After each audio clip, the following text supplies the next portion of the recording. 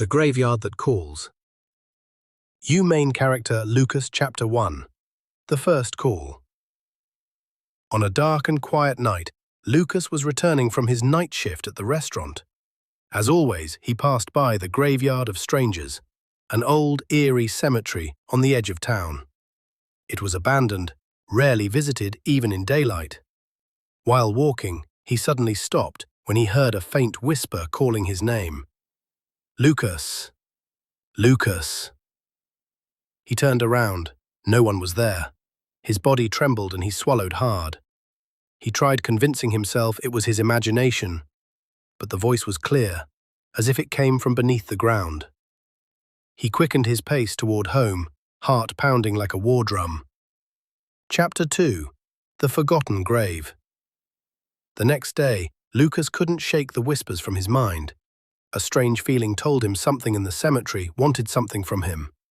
That afternoon he returned. He entered the graveyard hesitantly, walking past rows of ancient tombstones.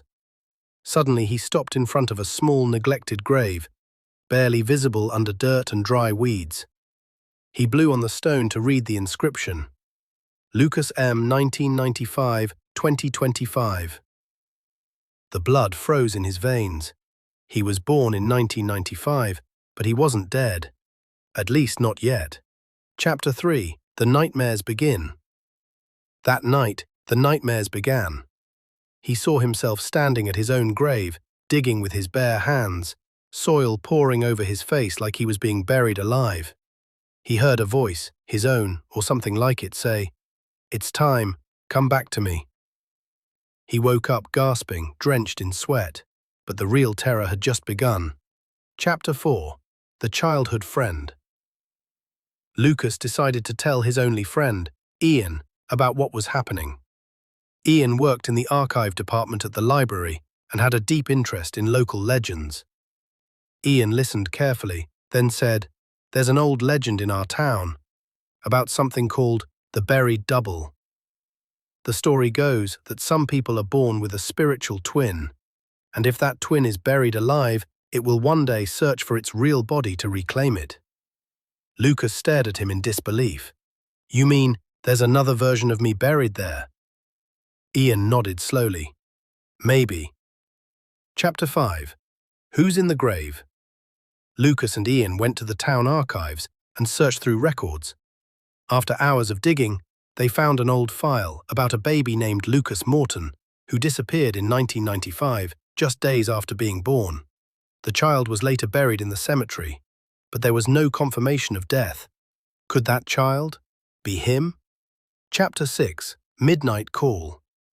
That night, at exactly 3 a.m., Lucas heard a faint voice from beneath his bed. A soft whisper said, "Lucas, open the door." He hesitated, then slowly climbed out of bed, heart nearly stopping. No one was there, but the next night, he took a shovel and went to the cemetery. He stood before the grave bearing his name and began to dig. An hour passed, hands shaking, until the shovel hit something solid, a rotting wooden coffin. He opened it slowly.